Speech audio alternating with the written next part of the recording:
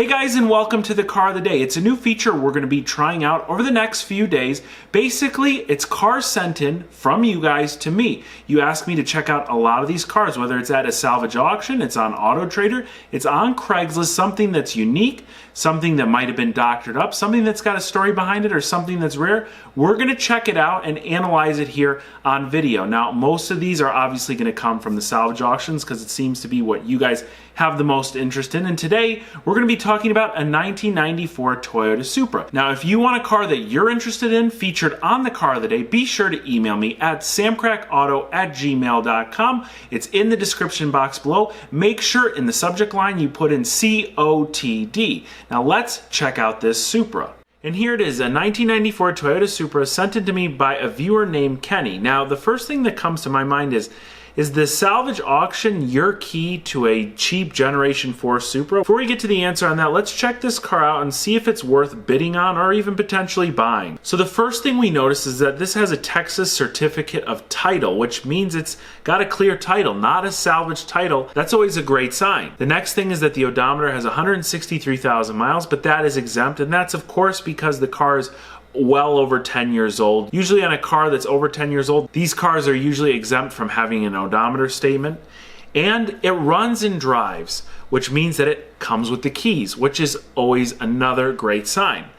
And it says that the primary damage was damage history. Now, damage history is a tricky one. As we're about to see on this car, there's no heavy damage anywhere. Of course, it's got typical damage of a car with 163,000 miles on it.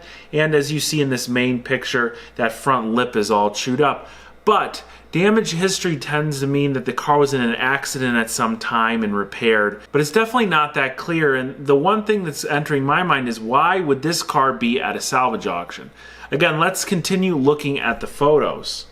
Like we noticed, the front lip, which looks to be aftermarket, I don't believe these cars came like that, seems to be pretty scuffed up and worn. Looks kind of bad, but probably something that can just be removed. It also looks to possibly have an aftermarket intercooler. Now, as we continue going on, the hood lines actually look really excellent. Nothing that's really out of place. Both the first and second photos show nice clean hood lines in the front and on the sides.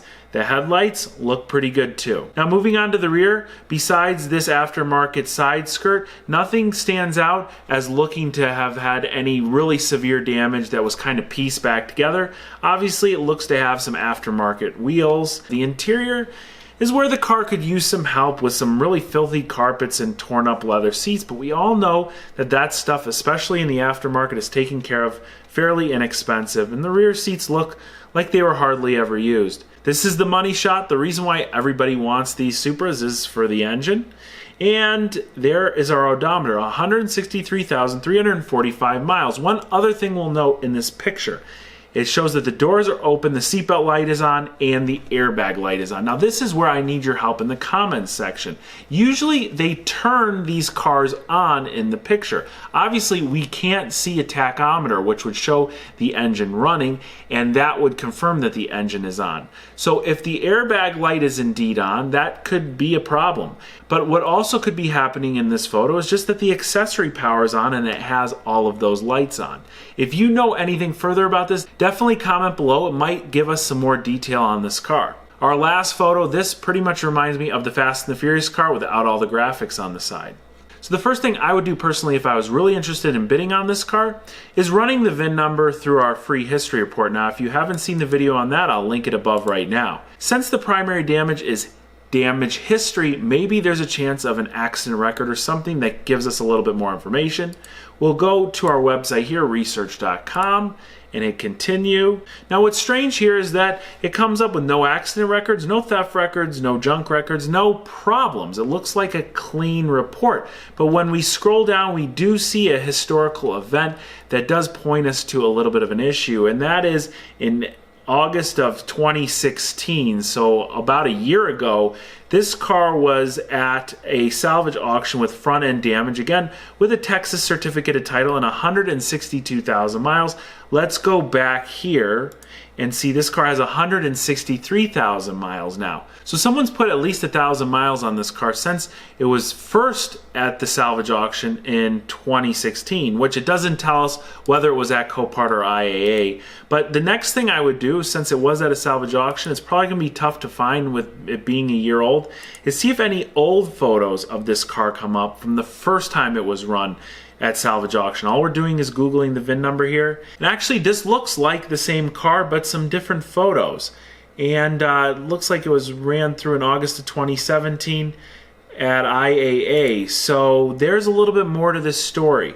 And if you ever join me during any of my live streams, you'll know that whenever a car runs through the auction more than once or twice for a reason other than it didn't meet reserve, it's always kind of a red flag. Doesn't mean that you want to stay away from it completely, but means that there might be more to the story. So after doing our research, we found out that the car had front end damage at one time. Now how severe it was, we don't really know. But it was also at auction a year ago, which of course raises some questions. The last thing we want to note here is that the current bid is at $21,300 and the seller reserve isn't even met. So let's circle back and answer our first question. Is the salvage auction a good place for a cheap 4th gen Toyota Supra? And the answer is likely not. Since this car is already at $21,300, we don't know what potential problems could be lurking in it, if any. It's too close to what you see some other kind of average examples go for. This by no means is a collector quality car. It needs a bit of work, and it just is okay, especially if it runs and drives fine and doesn't have any major structural or mechanical issues. The second question is, what is this car doing at a salvage auction? And that's one that I can't give you a straight answer to. It's strange. Since this car has a clear title, my best guess would be that someone who is familiar with selling cars at an auction, whether it be a third party or a dealer, is just got this car as part of their inventory and they're trying their chances at an auction instead of listing it locally for sale. You can take your very own car, whether it's a 1995 or a 2005 or 2015, and list it at Copart. Even if you're not a dealer, you can hire a broker to do it. Anybody can list their car through Copart, so it's not unusual to see some, kind of unique cars show up, even though it wouldn't really be the auction of choice for a newer current model. Now, maybe you caught something that I didn't while reviewing this Supra. Maybe you have a question about it that I didn't go over. Definitely write me in the comment section below. I try to go through every single one of them. If you enjoy the idea of the car of the day, where we review a car daily that you send to me, be sure to also let me know in the comment section below and hit that like button. As always, if you want to contact me about any other questions, everything you need to do so is in the description box. Thanks a lot for watching, and I will catch you very soon.